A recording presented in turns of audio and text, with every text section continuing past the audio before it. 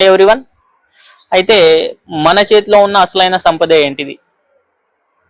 నిజానికి మన చేతిలో ఉన్న అసలైన సంపద ధనం కాదు, దేహం కాదు, అర్థం చేసుకునే శక్తి. ఆ అర్థం చేసుకునే శక్తిని మేలుకొల్పేదే చదువు. చదువు ఒక కుటుంబాన్ని నిలబెట్టగలదు, చదువు ఒక తరాన్ని మార్చగలదు, చదువు మన జ్ఞానాన్ని ఇస్తుంది.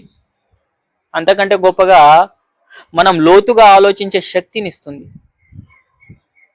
మన జీవితంలో ఎదురైన ప్రశ్నలకు బదులిచ్చే నేర్పునిస్తుంది.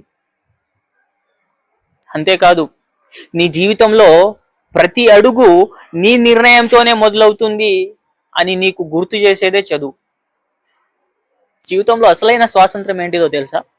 ఏంటి జీవితంలో అసలైన స్వాతంత్రం? ఎవరు మోసగించలేని స్థితి, ఎవరు అడ్డుకోలేని బలం, ఎవరికి వంగని గౌరవం, ఇవన్నీ చదువుకున్న వ్యక్తికి వచ్చే గొప్ప వరాలు. ఎవరో లోకం నీ పక్కన నిలబడే ముందు నువ్వు నీ పక్కన నిలబడాలి. ఆ ధైర్యం, ఆ నమ్మకం, ఆ సర్వం చదువు ద్వారా వస్తుంది. కాబట్టి ఈరోజు చదువు అనే చినుకును నీ మనసులో విత్తుకో. అది ఏదో ఒక రోజు గొప్ప వర్షంలా, గొప్ప వెలుగుల వర్షంలా కురుస్తుంది. కాబట్టి ఇది చదువుకున్న ప్రాముఖ్యత. చదువు నిన్ను గొప్పవాడిని చేయదు, కానీ దానికి అర్హుడిని మాత్రం చేస్తుంది. చదువు నీకు భవిష్యత్తునిస్తుంది, ఖచ్చితంగా చదువు నీకు భవిష్యత్తునిస్తుంది. కానీ ఆ భవిష్యత్తుని నిర్మించుకునే స్ఫూర్తి నీలో ఉండాలి.